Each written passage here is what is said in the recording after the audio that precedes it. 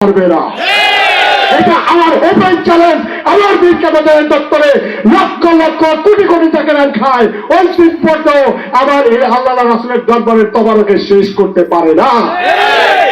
এবার রাজনীতির কথা বলবেন, সমস্ত রাজনৈতিক দলকে আমি চ্যালেঞ্জ করি, আপনারা সবাই ঐক্যবদ্ধ হয়ে আপনার অনুসারীদেরকে এক বেলা আপ্যায়ন করার অন্তিম কালেও পারবেন না। আর আমি জবাব দেই, বাংলার যতগুলি রাজনীতিবিদ আছেন, প্রত্যেক রাজনৈতিক দল আমার পীরের দপ্তরে আসেন, আপনাদের আশার দেওয়া আমি নিয়ে গেলাম, আর আপনাদের মেহমানদের দায়িত্ব আমি নিয়ে গেলাম। বুকের পাড়া থাকে, আপনারা একটা আপনার কর্মীদেরকে আপ্যায়ন করেন, পারবেন না। ওইখানে 100% বিশৃঙ্খলা হবে। আর এটা আল্লাহ রাসূলের দরবার, তার অন্যতম প্রমাণ। এখানে লক্ষ লক্ষ লোক খাবে, কিন্তু বিন্দু মাত্র সঞ্জাম তো দূরের কথা, একজনের সাথে একজনের দ্বন্দ্বও হবে না। এটার নাম হলো রহমত, এটার নাম হলো মোহাম্মত, এটার নাম হলো আল্লাহ রাসূলের প্রেম।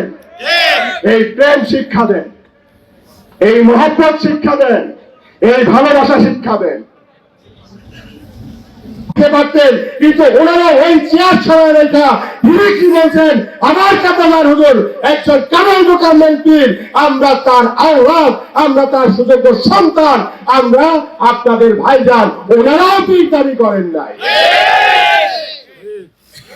আল্লাহ রাসূল যেভাবে মহামানব থেকে বলছেন, আমি আল্লাহ রাসূল কিন্তু তোমাদের মতোই মানুষ, বলছেন না বলেন নাই? মহামানব, তারপরে মানুষের পরিচয় দিয়েছেন। ঠিক একইভাবে আমার পীরকে প্রধান কামাল মোকাম্মেল হওয়ার পরেও উনি সাধারণ পরিচয় দিয়েছেন।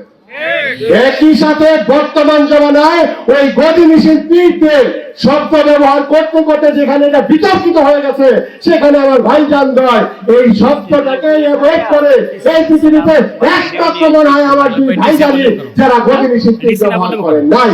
আমাদের এই খরচটা কি বিফলে যাবে? কথা বলেন, বিফলে যাবে? আল্লাহর নবীও সাহাবায়ে কেরামদের থেকে খেদমত নিয়েছেন।